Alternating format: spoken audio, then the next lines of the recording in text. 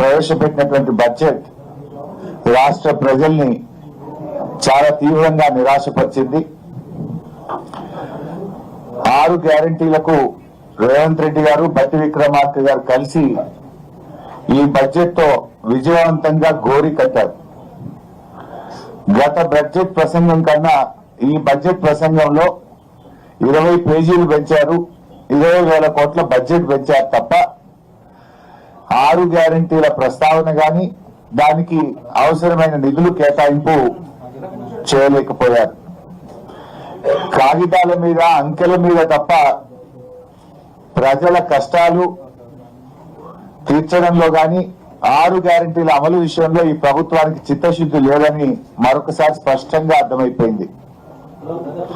ముఖ్యంగా BC, SC, ST, minority డిక్లరేషన్లు కేవలం ఓట్ల కోసమే తప్ప ఆ వర్గాల బాగు కోసం కాదని ఈ బడ్జెట్ నిరూపించింది. గత బడ్జెట్ లో పథకాలు పెట్టి నిధులు ఖర్చు చేయని పథకాలకు తిరిగి మళ్ళీ ఇది ఈ బడ్జెట్ లో కూడా అవే పథకాలు, అదే నామస్మరణ, అదే కేటాయింపు. ఎట్లా నమ్మాలి?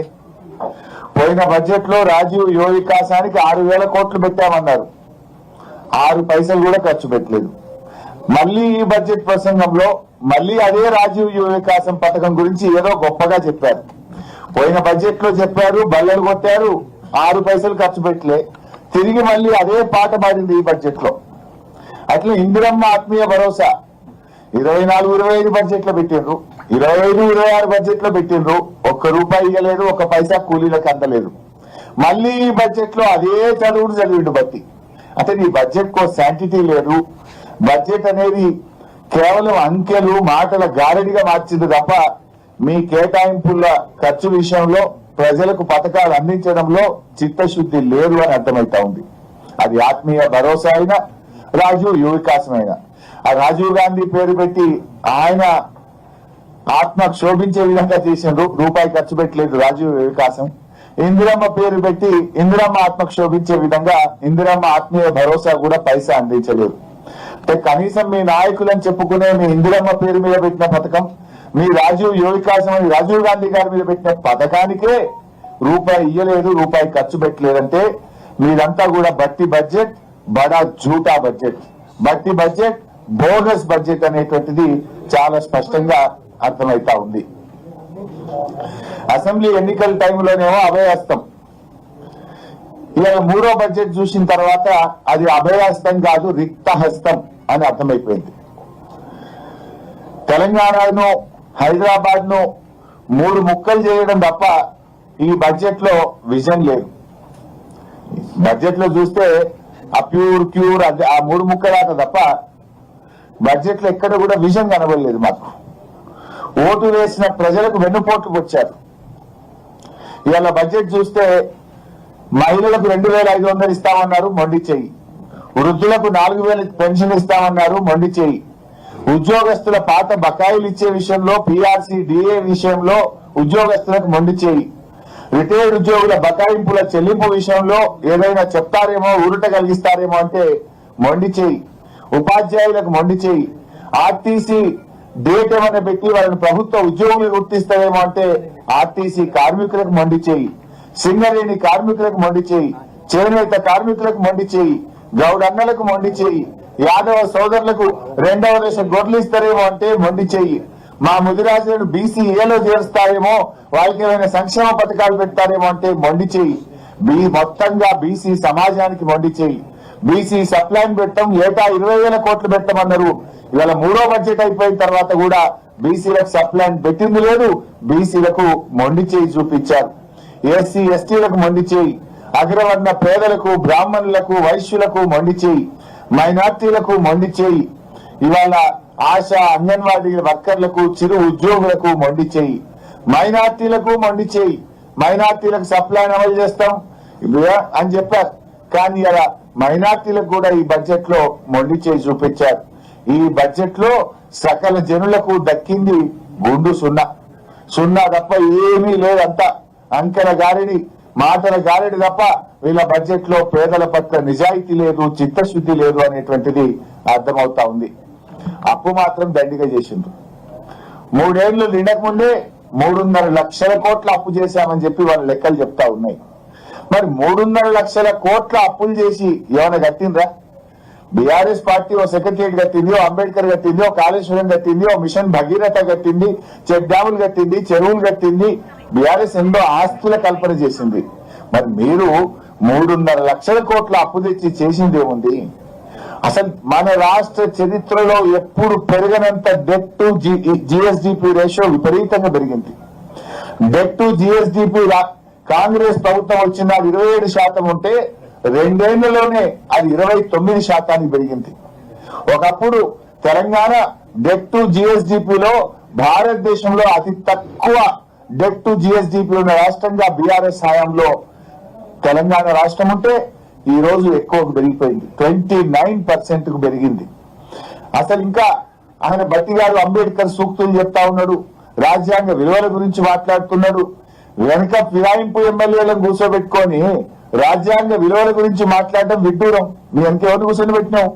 పార్టీ బీఆర్ఎస్ పార్టీ ఎమ్మెల్యేలను కొనుక్కొని ఫిరాయింపు ఎమ్మెల్యేలను మీ వెనక కూర్చోబెట్టుకొని నువ్వు అంబేద్కర్ సూక్తులు రాజ్యాంగ విలువల గురించి మాట్లాడడం ఇది సిగ్గుచేటు. అసలు బీఆర్ఎస్ 10 ఏళ్ల కాలంలో, మా 10 ఏళ్ల పాలనలో బూడిద నుంచి ఫీనిక్స్ పక్షిలాగా ఈ రాష్ట్రాన్ని ఎగిరింపజేసింది బీఆర్ఎస్. కానీ మీరు ఆ ఫీనిక్స్ పక్షిని బూడిద చేసిన పాపం ఈ 2 ఏళ్ల కాంగ్రెస్ పాలనది. అసలు మీరు ఒక్కటన్నా ఉండదా? స్కాములు తప్ప స్కీములు ఉన్నాయా మీ గవర్నమెంట్ లా? మేడారం గురించి ఏదో గొప్పగా చెప్పిండ్రు. మేడారం టెండర్లలో ఏం జరిగిందో మేం చెప్పలే, మీ కేబినెట్ మంత్రి గారి కుమార్తెనే చెప్పింది. ఆ టెండర్ మాకు దక్కిందని కోపంతో టెండర్ ను రద్దు చేశారు. ఆ టెండర్ ను ఆర్ఎండ్బి శాఖకిచ్చి పొంగిలేటి గారు దక్కించుకున్నారు అని మీ కేబినెట్ మంత్రి బిడ్డే చెప్పింది కదా.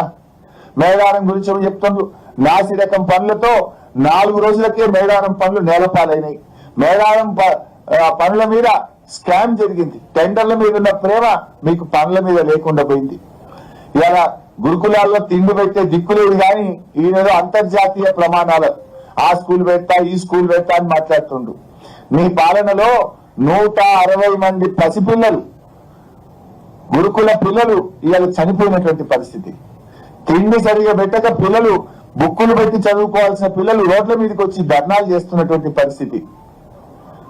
గురుకుల పిల్లలకు కడుపు నిండి అన్నం పెట్టలేని నువ్వు ఏదో ఇంటర్నేషనల్ స్కూళ్లు నేను విద్యను ఉద్ధరించిన అని చెప్పి ఇవాళ బడ్జెట్ లో చెప్పేటట్టు ప్రయత్నం చేసిండ్రు. సరిగా పెట్టుబడులు అయితే మళ్ళీ గవే కట్టుకథలు. పెట్టుబడుల విషయంలో అన్ని అంకెలు తప్ప వైట్ పేపర్ రిలీజ్ చేయడానికి ఇప్పటికీ చాలా సార్లు అడిగినాం. ఏ కంపెనీ పెట్టింది, ఎక్కడ పెట్టింది, ఎన్ని ఉద్యోగాలు వచ్చినాయి, ఒక వైట్ పేపర్ రిలీజ్ చేయమని బీఆర్ఎస్ అడిగింది. ఇప్పటిదాకా వైట్ పేపర్ రిలీజ్ చేయలేదు. కేవలం అవే కట్టుకథలు పెట్టుబడుల విషయంలో ఇవాళ బడ్జెట్ ప్రసంగంలో చెప్పారు. మేమేదో విదేశాలకు పోయినాం, పెట్టుబడులు తేవడానికి పోయినాం అంటుండ్రు. వీళ్ళు విదేశాలకు వెళ్ళింది పెట్టుబడులు తేవడానికి కాదు, వీళ్ళ అక్రమ సంపాదన విదేశాల్లో పెట్టడానికి విదేశీ పర్యటనలు చేస్తున్నారు తప్ప విదేశాలకు పోయి వీళ్ళు పెట్టుబడులు తెచ్చింది అయితే ఏమీ లేదు. ఇంకా ముఖ్యమైన విషయం, ఒక మాట అన్నారు, తెలంగాణ అభివృద్ధి రేటు అంటే మన జిఎస్డిపి దేశ సగటు కన్నా అధికంగా ఉంది అని గట్టి గారు తన ప్రసంగంలో చెప్పారు.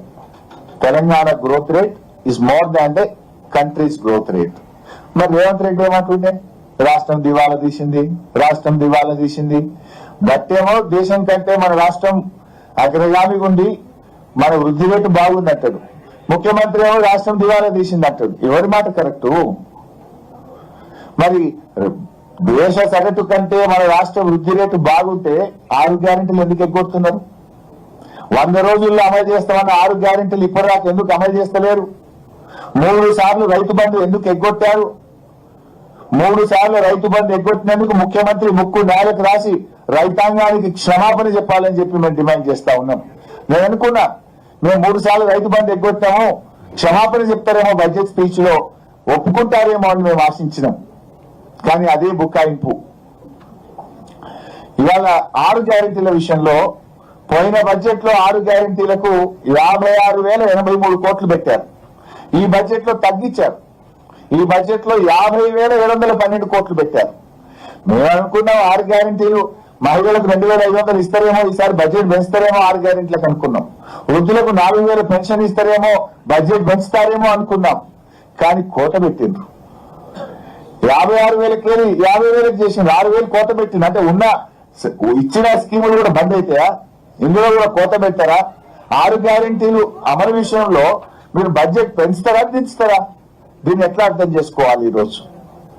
అదేవిధంగా తలసరి ఆదాయం ఇవాళ బడ్జెట్ లో చెప్పారు, దేశం కంటే తెలంగాణ తలసరి ఆదాయం 1.9% ఎక్కువగా ఉంది అన్నారు. నిజానికి బీఆర్ఎస్ హయాంలో చూస్తే తలసరి ఆదాయం ఇంకా చాలా ఎక్కువ ఉండేది. బీఆర్ఎస్ 10 ఏళ్ల పాలనలో average growth rate of per capital income is 12.1%. BRS హయాంలో 9.5 ఏళ్లలో తలసరి ఆదాయం యొక్క యావరేజ్ 12.1%. కాంగ్రెస్ పాలనలో తలసరి ఆదాయం ఎంత? 10.2%. ఎందుకు తగ్గింది? ఇది మీ పరిపాలన వైఫల్యం, ఇది మీ చేతగానితనం, మీ స్కాముల వల్ల, మీ అక్రమ అవినీతి సంపాదన మీద మీ దృష్టి పెట్టి పాలన గాడి తప్పడం వల్ల ఈ రాష్ట్రం యొక్క తలసరి ఆదాయం తగ్గింది. బీఆర్ఎస్ హయాంలో 12.1% తలసరి ఆదాయం ఏటా పెరుగుతూ పోతే మీ పాలనలో అది 10.2% తగ్గడం మీ పరిపాలన వైఫల్యానికి ఇది ఒక నిదర్శనం. And number 2, GSDP. బీఆర్ఎస్ పాలనలో జిఎస్డిపి వృద్ధి రేటు 12.5%, 12.5%. ఇవాళ బట్టి గారి ప్రసంగంలో జిఎస్డిపి వృద్ధి రేటు ఎంత చెప్పినారు? 25-26 సంవత్సరానికి 10.7% అని చెప్పారు. మా పాలనలో 12.5% జిఎస్డిపి రాష్ట్రం యొక్క ఆదాయం పెరిగితే మీ పాలన 10.7%కు తగ్గిందంటే ఈ రేవంత్ రెడ్డి గారి ప్రభుత్వం అట్టర్ ఫెయిల్ అయిపోయింది. పాలనలో మీరు ఫెయిల్ అయ్యారు. మీ తుగ్లక్ పనుల వల్ల, మీ హైడ్రా, మీ కూల్చివేతలు, మీ కరప్షన్, మీ పరిపాలన వైఫల్యం వల్ల రాష్ట్రం యొక్క వృద్ధి రేటు 12.5 నుంచి 10.7% తగ్గింది. తలసరి ఆదాయం తగ్గింది, జిఎస్డిపి తగ్గింది. Is it not the failure? ఇంకా సిగ్గు లేకుండా బలలు కొడుతున్నారు. పోయినసారి ఇట్లే బలలు కొట్టిరు. ఇందిరమ్మ ఆత్మీయ భరోసా ఇస్తాం అనగానే కొట్టుడే కొట్టుడు. బట్టి గారి మాటల్లో ఒత్తి పలుకుడే ఉంది తప్ప చేతలు మాత్రం మూగబోతున్నాయి. మాటలు ఒత్తి పలుకుతుడు, చేతలు మాత్రం మూగబోతున్నది. పోయినసారి కూడా ఇట్లే ఒకటే కొట్టుడు. ఏది రాజు యువ వికాసం ఇస్తూనే ఉన్న 6,000 కోట్లు అంటే కొట్టుడే కొట్టుడు. ₹1 ఇచ్చిందో ఒకరికి ఇచ్చిందో లేదు. చూస్తే ఉన్నది అంతా డొల్ల. జిఎస్డిపిలో డౌన్, పర్ క్యాపిటల్ ఇన్కమ్ లో డౌన్. ఇవాళ ప్రజలు బీఆర్ఎస్ పాలన, కేసీఆర్ పాలన ఎట్లా ఉందనడానికి ఇంతకంటే సాక్ష్యం ఏం కావాలి? Our growth rate was much higher. ఏమంటే ప్యూర్ రేర్. ఈ తెలంగాణలో 3 ముక్కలాగా ఆడుతున్నారు. ప్యూర్ అని ఓ 3 ముక్కలాగా ఆడుతున్నారు. ఇది ముమ్మాటికి ప్యూర్ మోడలో, రేర్ మోడలో, ప్యూర్ మోడలో కాదు. ఇది చోర్ మోడల్. భూములు కొల్లగొట్టే గోల్మాల్ మోడల్. చోర్ మోడల్, గోల్మాల్ మోడల్. అసలు 6 గ్యారెంటీల గురించి ఒక ముక్క లేదు. ఆ 3 ముక్కల ఆట గురించే చెప్పారు ప్రజలు. రాష్ట్ర ప్రజలు మేమందరము 6 గ్యారెంటీల గురించి చెప్తాయేమో అని ఎదురు చూసినాం. కానీ 3 ముక్కల ఆట గురించే ముచ్చటంతా.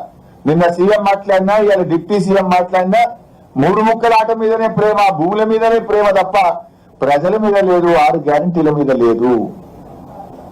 తెలంగాణను 3 ముక్కలు చేసిండ్రు, హైదరాబాద్ ను 3 ముక్కలు చేసిండ్రు. ఈ జిహెచ్ఎంసీ అనోటి, మేడ్చల్ అనోటి, సైబరాబాద్ అనోటి, దీన్నో 3 ముక్కలు చేసిండ్రు, దాన్నో 3 ముక్కలు చేసిండ్రు. కూల్చడం మీద ఉన్న ప్రేమ, 3 ముక్కలు చేయడం మీద ఉన్న ప్రేమ వీళ్ళకి నిర్మాణాల మీద లేదు, ప్రజల మీద లేదు. ఒక రకంగా వీళ్ళ చేతగాంతనాన్ని ఒప్పుకున్నారు వాళ్ళు. ఇవాళ ఫెయిల్ అనేటువంటిది ఇలా వాళ్ళ బడ్జెట్ తోనే స్పష్టంగా తెలిపోయింది. పర్ క్యాపిటాలో, జిఎస్డిపిలో, పథకాల అమలులో, 6 గ్యారెంటీల కేటాయింపులతో ఇవాళ వాళ్ళ ఫెయిల్యూర్ ను వాళ్ళే ఒప్పుకున్నారు. పారిశ్రామికవేత్తల తలకు తుపాకులు పెట్టి అక్రమ వసూళ్లకు పాల్పడితే పారిశ్రామికవేత్తలు తెలంగాణ వైపు వస్తారా? మీ పారిశ్రామిక policy is a failure model. మీ వసూళ్లను చూసి ఇక టీజీఐసి భూముల కేటాయింపుల్లో అక్రమాలు జరుగుతున్నాయి. పారిశ్రామికవేత్తలకు తుపాకులు పెట్టి చందాలు వసూలు చేస్తున్నారు. ఇవాళ కాంగ్రెస్ ను నమ్మిన పాపానికి ఇది ఇండస్ట్రియల్ హబ్ కాదు, కరప్షన్ హబ్ గా మారిపోయింది. ఇది పారిశ్రామిక హబ్ కాదు, కరప్షన్ హబ్ గా మారిపోయినటువంటి పరిస్థితి. మొన్న సీఎం పచ్చి అబద్ధాలు చెప్పిండు. 6 గ్యారెంటీలు అమలు చేసినామన్న మొన్న అసెంబ్లీలో 6 గ్యారెంటీలు అమలు చేసేసిన అంటాడు. 6 గ్యారెంటీల్లో మొదటి హామీ మహిళలకు 2500 అమలు కాలే. 6 గ్యారెంటీల్లో చివరి హామీ వృద్ధులకు 4000 పెన్షన్ అమలు కాలే. మధ్యలో కూడా ఏది కాలే. ఎంత అసెంబ్లీ సాక్షిగా మొన్న రేవంత్ రెడ్డి పచ్చి అబద్ధాలు 6 గ్యారెంటీలు అమలు చేసామని మాట్లాడిండు.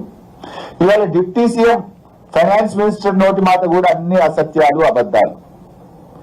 30,000 ఎకరాల్లో ఫ్యూచర్ సిటీ ఏర్పాటు చేసామంటాడు. ఉన్నాయా 30,000?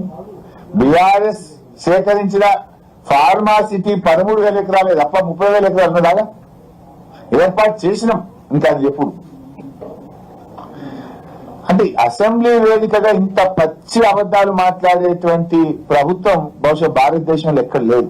ఉమ్మడి రాష్ట్రంలో కూడా ఇంత పచ్చి అబద్ధాలు ఎవరు చెప్పలే. 2 లక్షల ఉద్యోగాలకు పాతరేసిండ్రు. జాబ్ క్యాలెండర్ గురించి ఏమైనా చెప్తారేమో అంటే సప్పులు లేదు. బీఆర్ఎస్ హయాంలో నింపిన 67,000 ఉద్యోగాల గురించి మళ్ళీ వాళ్ళే వేసుకున్నారు.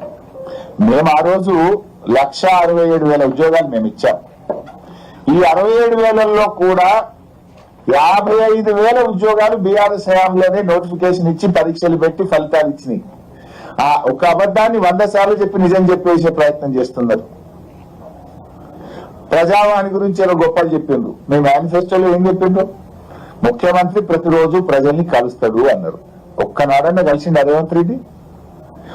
ఇంకా దాని గురించి ప్రజావాణిలో ఏదో మేము చేస్తున్నాం. అసలు ముఖ్యమంత్రి ప్రజలకు కాదు, మీ ఎమ్మెల్యేలకు అందుబాటులో ఉంటలేడు. ఇక ఫ్రీ బస్సు పథకంలో గొప్పలు చెప్తా ఉన్నారు. మరి నేను అంటున్నా, ఆర్టీసీలో మీరు ఏం చెప్పారు? 9,000 కోట్లు చెప్పిండ్రు. 9,222 కోట్లు మహిళలకు ఆదా అయింది అన్నారు. సంతోషం.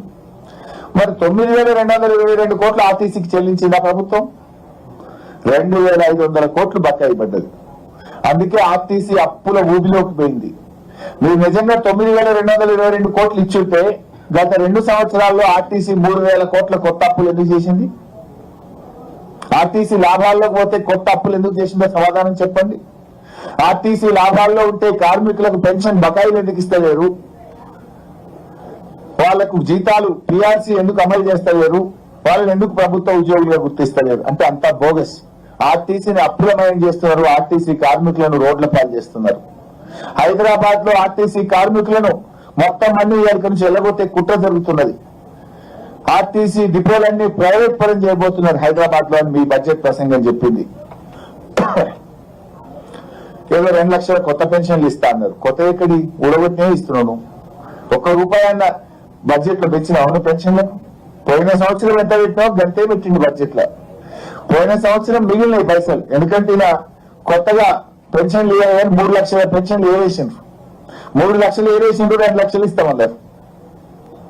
ఇది కొత్త పెన్షన్లు ఇచ్చేది కాదు. 3 లక్షల పెన్షన్లు ఏవేసిండ్రు, 2 లక్షలు ఇస్తామన్నారు. కానీ పెన్షనర్లు ఎదురు చూస్తున్నది 4,000 పెన్షన్ కోసం. నాడు కేసీఆర్ గారు 200 పెన్షన్ 10 అంతలు పెంచి 2,000 పెన్షన్ ఇస్తా అంటే మాట మీద నిలబడ్డది బీఆర్ఎస్ ప్రభుత్వం. 10 అంతలు పెంచాం. మీరు 2 అంతలే 2,000 4,000 చేస్తామన్నారు. 3వ బడ్జెట్ లో కూడా పెట్టలేదే. ఇంకెప్పుడు పెడతారు? మీకు ఉండేదే ఒక బడ్జెట్. ఇక పెన్షనర్లను కూడా ఈ ప్రభుత్వం మోసం చేసింది. 1 కోటి మంది మహిళల్ని కోటీశ్వర్లు ఒకటే మభ్య పెడుతున్నారు. కానీ ఒకటి మారింది బడ్జెట్ స్పీచ్ లో. పోయిన 2 బడ్జెట్లలో ఏం చెప్పిందంటే 1,00,000 కోట్ల వడ్డీ లేని రుణం ఇస్తున్నామని 2 స్పీచ్లలో చెప్పింది. మేము మన గట్టిగా నిలదీస్తే దెబ్బకు వడ్డీ లేని రుణం తీసేసింది. 1,00,000 కోట్లు ఇస్తున్నాం మహిళలకని వడ్డీ లేని రుణాన్ని మాత్రం బడ్జెట్ స్పీచ్ లో ఎగరగొట్టిండ్రు అని తప్పు నాలుక తెచ్చుకున్నారు. అబద్ధం చెప్పినాము అని. మీరు కోటి మంది మహిళల్ని కోటీశ్వర్లు ఎప్పుడు చేస్తారో మీ దయ గాని ముందు ఆ మహిళలకు ఇస్తామన్న 2,500 ఇవ్వండి. ఆ మహాలక్ష్మికి ఎందుకు బడ్జెట్ లో నిధులు పెట్టలేదు?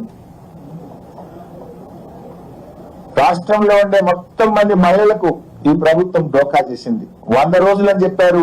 3వ బడ్జెట్ లో కూడా నిధులు కేటాయించలేదు. ఇక మిగిలేదు ఒకటే బడ్జెట్. రైతు బంధు మళ్ళీ అదే పాట పాడిండ్రు.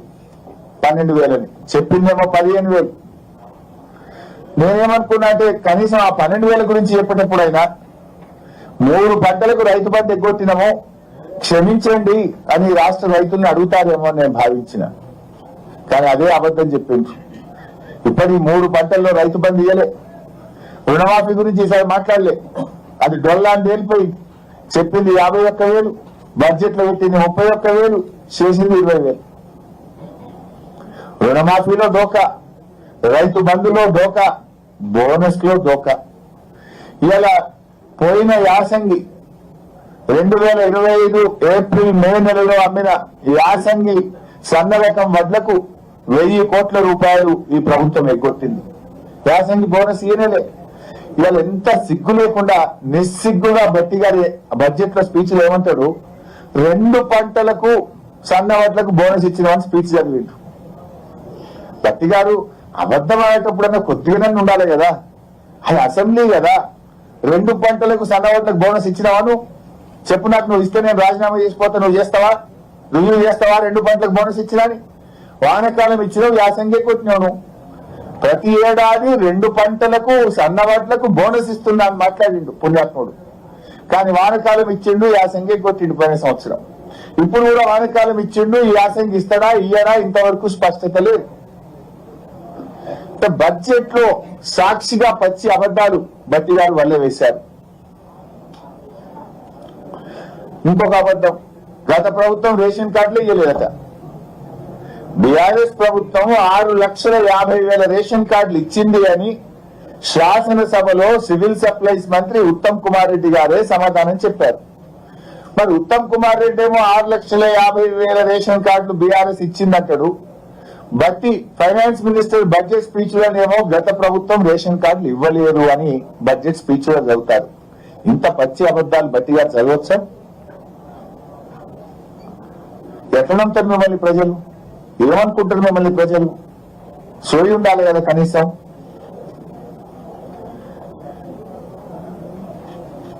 ఇవాళ కరెంట్ విషయంలో వీళ్ళకి కరెంట్ తెచ్చిరట. గతంలో తెలంగాణ చీకట్ల మగ్గిందట, వీళ్ళు వెలుగులో తీసుకుపోయిందట.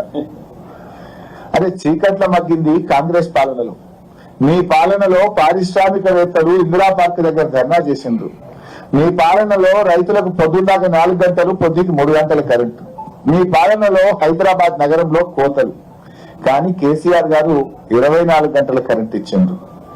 యాదాద్రి గురించి చదివిండి వాళ్ళ బట్టి గారు. యాదాద్రి థర్మల్ పవర్ ప్లాంట్ లో 3వ యూనిట్ కూడా పని ప్రారంభించింది. ఇది మన రాష్ట్రానికి గర్వకారణము అన్నాడు. ఎవరు స్టార్ట్ చేసింది యాదాద్రి? ఆనాడు మేము యాదాద్రి కట్టుంటే కోమటిరెడ్డి వెంకటరెడ్డి ఏమన్నాడు, మేము రాగానే యాదాద్రిని మూసేస్తామన్నాడు. ఇవాళ బట్టి అంటుండు యాదాద్రి తెలంగాణ జాతికి గర్వకారణము అంటుండు. That is the vision of KCR. ఇవాళ బీఆర్ఎస్ యొక్క వెలుగులను తమ గొప్పలుగా చెప్పుకోవడం కాంగ్రెస్ పార్టీ సిగ్గుచేటు. ఎవరు పెట్టింది యాదాద్రి? 99% పని మేం కదా చేసింది. నువ్వు స్విచ్ కక్కొత్తుడు తప్ప మీరు చేసిందా? ఆనాడు మేము యాదాద్రి పెడితే దాన్ని మూసేస్తాము, అది దండగా, ఇది పెట్టొద్దని మాట్లాడిన మీరు ఇవాళ బడ్జెట్ స్పీచ్ లో అదేదో తమ ఘనతగా ఇవాళ చెప్పుకునేటువంటి ప్రయత్నం చేస్తున్నారు. ఇవాళ మీ బడ్జెట్ స్పీచే చెప్పింది ఆ యాదాద్రి థర్మల్ పవర్ ప్లాంటే ఈ రాష్ట్రానికి దిక్కైందని మీ ప్రసంగమే చెప్పింది.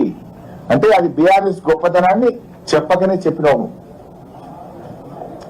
సింగరేణి గురించి మాట్లాడి ఇంకేందో, సింగరేణిని స్కామ్ల గనిగా మార్చారు మీరు, కుంభకోణాల కేంద్రంగా మార్చారు. సింగరేణి గురించి పలికే హక్కే మీకు లేదు. Bogus production, bogus income tax కట్టిండ్రు, బోగస్ బోనస్లు ఇచ్చి ఇవాళ సింగరేణి కొలాప్స్ అయ్యేటువంటి పరిస్థితి తెచ్చిండ్రు మీరు. కేసీఆర్ గారు నిర్మించిన వ్యవస్థను నడపడం కూడా మీకు చేతనైతలేదు. అదే ఇరిగేషన్ లో కూడా బోగసే. మొదటి బడ్జెట్ లో 6 ప్రాజెక్టులు పూర్తి చేస్తాం, 6 లక్షల ఎకరాలకు నీళ్లు ఇస్తామన్నారు. రెండవ బడ్జెట్ లో 8 ప్రాజెక్టులు పూర్తి చేస్తాం, 6 లక్షల ఎకరాలకు నీళ్లు ఇస్తామన్నారు. 2 బడ్జెట్లు అయిపోయినాయి. ఒక్క ఎకరానికి నీళ్లు ఇచ్చిందా? ఒక్క ప్రాజెక్ట్ అన్న పూర్తి చేసిందా? అసలు మీ బడ్జెట్ ప్రసంగాలకు ఏమైనా వీసమెత్తైన నిజాయితీ ఉందా, నిజముందా? మరి ఎన్ని ప్రాజెక్టులు పూర్తయినాయి చెప్పండి? 12 లక్షల ఎకరాలకు నీళ్లు ఇస్తామని చెప్పి ఎక్కడైనా నీళ్లు ఇచ్చిందా మీరు? సాగునీటి రంగాన్ని ఈ ప్రభుత్వం తీవ్రంగా నిర్లక్ష్యం చేసింది. బ్రేక్ఫాస్ట్ పథకం గురించి బల్లలు కొట్టుకున్నారు. ఇవాళ ఎవరు పెట్టింది బ్రేక్ఫాస్ట్ పథకం? బీఆర్ఎస్ ప్రభుత్వమే ఈ బ్రేక్ఫాస్ట్ పథకాన్ని ప్రారంభించింది. నేను ప్రారంభిస్తే మీరేమో దాన్ని క్లోజ్ చేసి ఆ పథకాన్ని బంద్ చేసి 2.5 ఏళ్ల పాటు పిల్లల్ని బ్రేక్ఫాస్ట్ పథకానికి దూరం చేసి ఇప్పుడేదో కొత్తగా బ్రేక్ఫాస్ట్ పథకాన్ని ప్రారంభం చేస్తున్నాము, ఇదేందో కొత్త పథకము అని చెప్పడం అనేటువంటిది ఇది సిగ్గుచేటు. అట్లే టిమ్స్ ఏం చెప్తుండే ఏది టిమ్స్ సనత్ నగర్ 2026 డిసెంబర్ లో ప్రారంభిస్తాం. ఎన్ని డేట్లు చెప్పింది? ఇప్పటికి 4 డేట్లు మారినాయి.